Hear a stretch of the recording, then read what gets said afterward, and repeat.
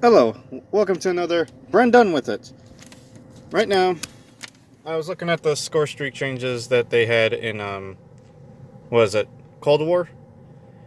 And it seems to be, they took the mechanic from, what is it, from Call of Duty Ghost, where you had the three different types of streaks. You had a perk streak. I think that's what it was. Either way, the other two ones were the supportive streaks, which were basically your information finders and your resuppliers, which were decent, and they would consist over death, so you could actually easily acquire, whatever you needed from the top tiers, I think. Then you had the kill streaks, which were, basically your offensive, and if you're a good player, you would get those and just wreck face. But Cold War's taking that approach to where they're mixing the two together. Granted, you're going to need to get some finesse and get into, to get those higher ups. But you could also consistently get your streaks just by dying, too. Like the lower ends, like the UAV and whatnot.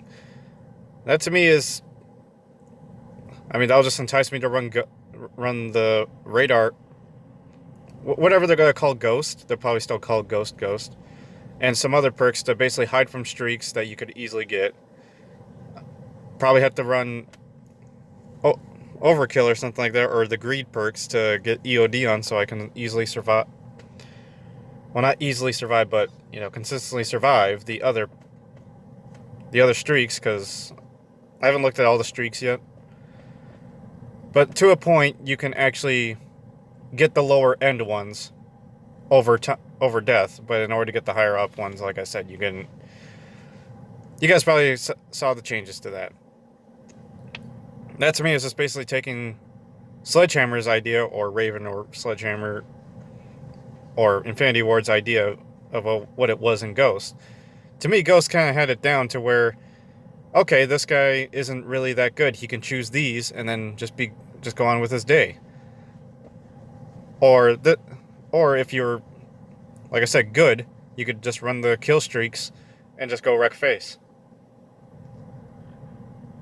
But not only that, the more I look at Cold War, the more it seems like Treyarch's having a tough time to actually get the motion captures and whatnot to even get the game, because Modern Warfare actually has a lot of attention to detail when it comes to, was it the reloads, the guns, some of the operators. Some of them actually have little Easter eggs on it, such as equipment such as the stim. It has a little QR code for the was it Operation Code? Basically, they support the veterans and whatnot.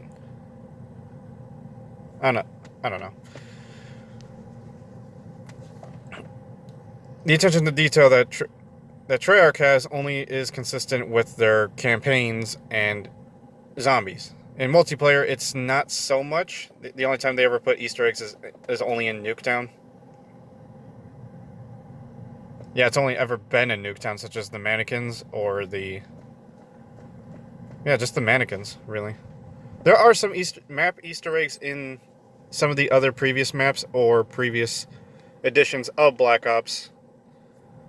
But to me, Treyarch just kind of, or Activision, I can't say Treyarch because they are a good development studio. They do make some pretty good games, but I feel like they've been trying to listening to the higher ups on what the game should be versus what they could make it into. Because not a lot of people know this, and I've actually, did a little research that I didn't know at the time, that Black Ops 3 was supposed to be an open world-esque game, kind of like, was it Ghost Recon Wildlands, where you're supposed to be in randomly generated missions. You would have factions, so other players could actually invade your missions. You could either screw them up, or they could screw you over. Which to me would have been interesting. It would have gave reason to actually use some of the other weapons, such as the Gorgon in Black Ops 3, which was a two-tap machine, but because you had that movement system, it was pretty annoying to even hit players.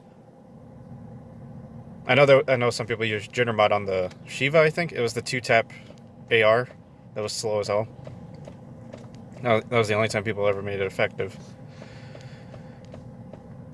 Black Ops 4 was... I keep telling people... Man, I stuttered there. That Black Ops 4 tried to be a game... Tried to be something that it wasn't.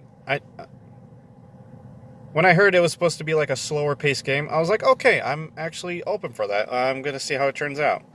I didn't play the beta at first. I know there was some pretty healthy changes, such as the body armor being nerfed. But either way, the game's like 2 years old right now. I don't really play it much because, I mean, I guess I could look at my stats and my footage and actually know that I used to like the game. But the only reason I never liked it is because the packs that you would get would just you had to randomly roll for, basically the quote unquote DLC weapons like in Black Ops 3, which no one gave shit for. But then you go on to games like Advanced Warfare and Infinite Warfare, where you could randomly roll for these rare guns that either had different stats. I didn't really mind it. It was balanced to a point. People did abuse some weapons like the Silver Bullet or the Bal 27.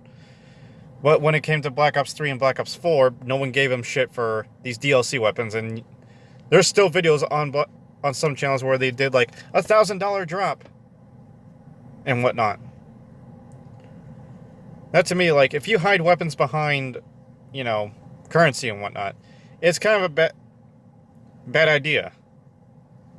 Because, hey, I want to get this weapon. I got this weapon instead. But you might end up liking this weapon, the other weapon that you got. But, to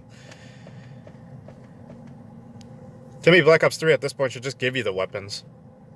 Granted, people would just be like, oh, no, you can't do that because I grinded for these. I don't care if you grinded for them. You grinded for them.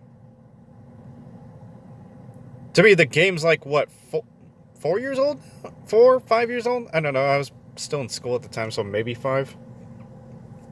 At this point, I would just release the weapons. In Black Ops 4, I did try out some of the DLC weapons. I did spend money on it because I was interested in what the other weapons had to offer, such as the semi-automatic 50 cal, the Argus, and some of the Mastercraft skins. But either way, it kind of frightens me on how they're going to do it for... They might take the same direction that Modern Warfare did with their weapons, where you have to do a challenge. Instead of, like how I did, I usually get the weapon packs. I've only bought, 2 weapon packs for the Dragon's Breath because they were actually impossible. They were hard challenges to do for 2 of the Dragon's Breath weapons, the VLK and the Model 680. Bruin took a bit of finesse because I had to get a thermal optic for it. I had to use a thermal optic LMG and I didn't have any except for the PKM. Because you had to kill people near smoke, in case you didn't know. I don't know what the other challenges for the other weapons were that used to be in the previous battle passes, because it's easy to grind out for. Going up to 30 levels is kind of easy. Especially when sometimes they give out the double battle pass experience. But it kind of frightens me what Treyarch is going to consider for the challenges. Are they going to have it to where you need to use a specific weapon to do that? I wouldn't mind that. It would just be a phase that that people would, just use that weapon for the challenges. Or people would just probably bitch and moan about it and just not grind for the weapon at all until a YouTuber comes out and says, this weapon is so overpowered. Hey, try this loadout.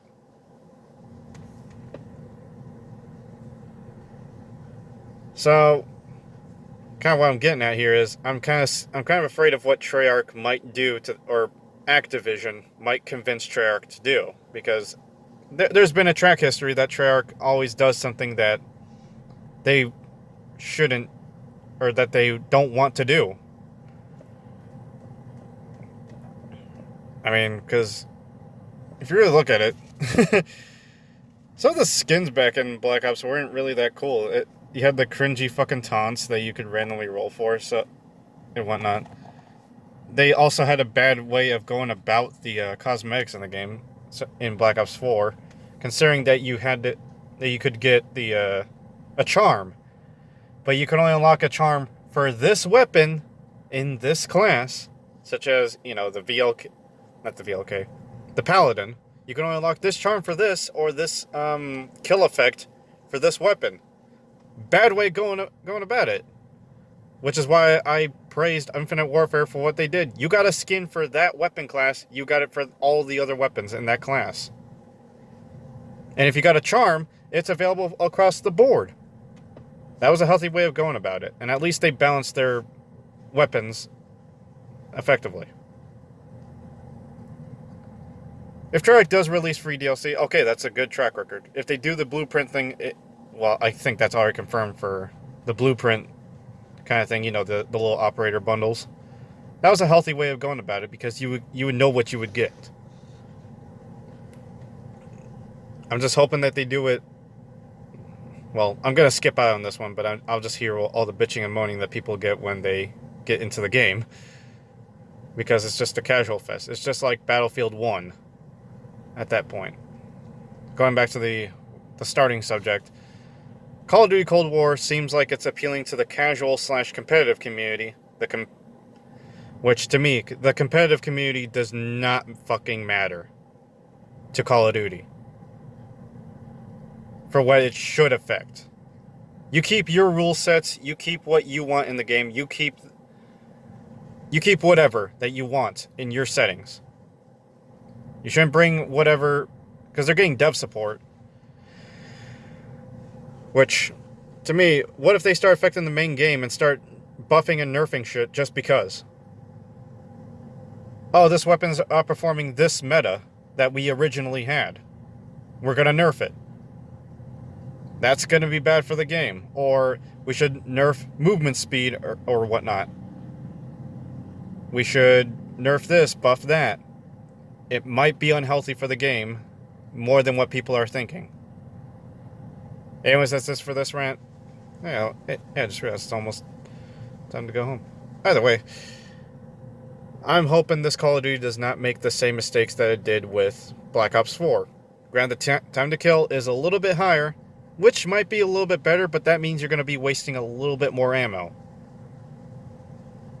So I guess LMGs are probably going to be king in that game, and extended mags. Really makes me wonder what that meta in that game is going to be. I know the quickscoper and slash sniper community is going to be, you know, amazed that, oh, there's no flinch, now I can just beam somebody. I'm sure people are going to enjoy that now and then call themselves good. Oh my god, this can coincide with the quickscoping community. Or BRENDONE with your quickscoping, because to me, quickscoping isn't skillful in any game. I will actually post footage of me playing with FaZe players and arguing with them that sniping is not skillful in Call of Duty, especially at the range that people use them. More on that later. I will post that match. There's going to be a little cussing, but you know what? I'm not monetized anyways. As if they even care about my channel. If people care about my channel, they care about it. If they want to listen to the rants, they want to watch my content, alright, go ahead. Good for you. Anyways, have a good fucking day. Take it easy.